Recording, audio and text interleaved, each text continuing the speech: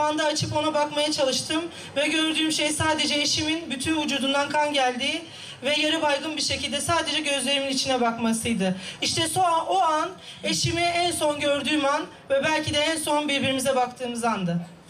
بعد 10 أشهر من استشهاد زوجي وأنا لم أكن أعلم طيل هذه الفترة باستشهاده أرسلوا لي كافة أغراضه بظرف مكتوب عليه الجمهورية العربية السورية ومكتوب تحته اسمه. في سوريا اليوم للأسف المؤلم والأشد إيلاما أنهم يستخدمون الاغتصاب كسلاح لتعذيب هؤلاء النساء. Aldıkça kalabalıklaştık.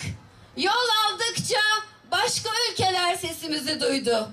Biz yol aldıkça, seslendikçe Afrika'ya ulaştık. Latin Amerika'ya ulaştık. Doğu Türkistan'a ulaştık. Orta Doğu'ya ulaştık ve tüm dünyanın kadınlarının vicdanlarına ulaştık. Herkes sordu. Yol boyunca herkes sordu. Sizi yola düşüren nedir diye. Bizleri yollara düşüren, bizleri isyan ettiren Suriyeli kız kardeşlerimize ve çocuklara yapılan zulümdür. Suriye Savaşı'nın 7. yılındayız değerli kardeşlerim. Mart ayında Suriye Savaşı'nın 7. yılı. Artık yeter diyoruz. Ne çok öldük, ne çok acı çektik, ne çok çocuk ölümü seyrettik. Bizler dünyanın her yerinde barış olmasını istiyoruz. Dünyanın her yerinde barış olmasını isteyen ve insanlık için barışın en hayırlı olduğuna inanan insanlarız. Ancak görüyoruz ki savaşları önlemeye biz kadınların gücü yetmiyor. Savaşı çıkaranlar sadece erkeklerdir demek istemiyoruz. Ama kadınlar olarak savaşın karşısında yer almak istiyoruz. Gücümüz yetmiyor. Yine de buradan sesleniyoruz. Savaşın artık ne bir hukuku kaldı ne de bir ahlakı kaldı. Suriye Savaşı'nda kadınlara tecavüz bir silah olarak kullanılıyor. İnsanlığımızdan utanıyoruz.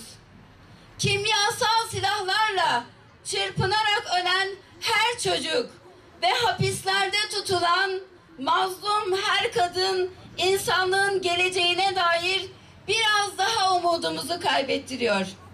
Her geçen gün daha da acımasız işkence yöntemleri keşfediyor insanlık ailesi.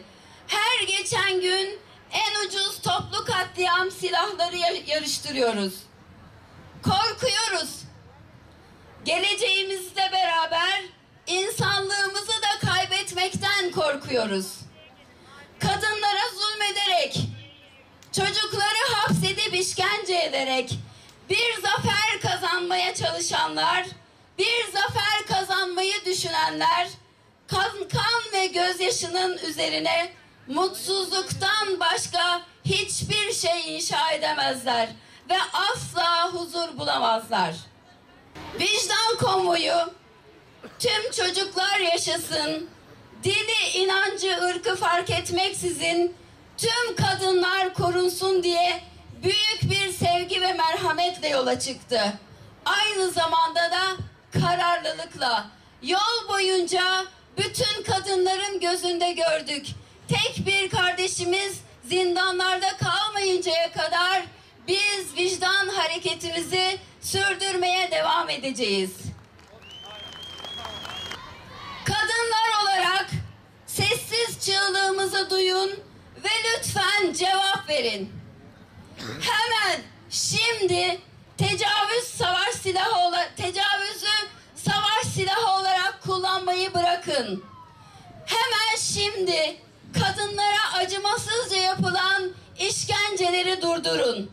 Hemen şimdi tüm Suriyeli kardeşlerimizi serbest bırakın. Başlıyoruz.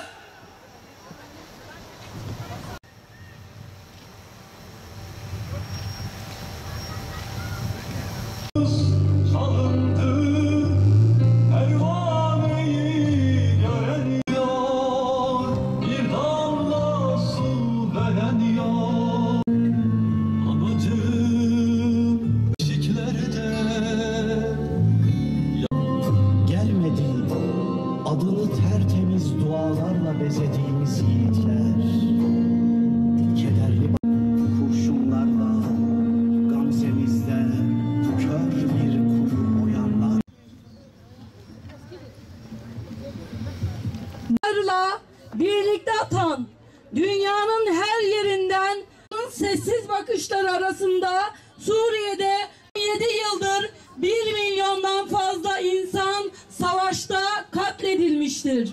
Kadınlara işkence ve tecavüz edilmektedir.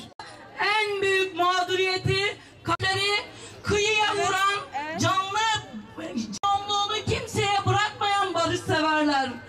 Tıpkı Bosna'da olduğu gibi, tıpkı Gazze'de olduğu gibi Taksim zindanlarının sesinin dünyanın her yerinde duyulmasını sağladı. Bu ana yüreğinin gücüdür. Dilsizleştirilmiş vicdanları diriltmeye geldik.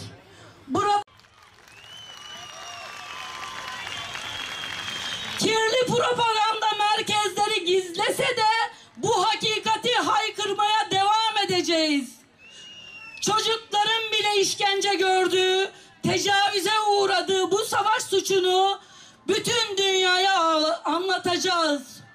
Çünkü orada bu vahşet zindanlarında kardeşlerimiz kurtulmayı bekliyor. Dünyanın bütün vurdum duymazlığına rağmen biz vicdan demeye devam edeceğiz. Let me hear you roar! Roar! Daha sesli lütfen. Love, that is the only language we need. Love, Muhammad, Maharaba, yes? Şimdi çok uzaklarda Çin baskısı altında benzer acıları yaşıyor. Ela indena el-uht Seyyide hiye Münevver Özgür ve hiye etet min şer.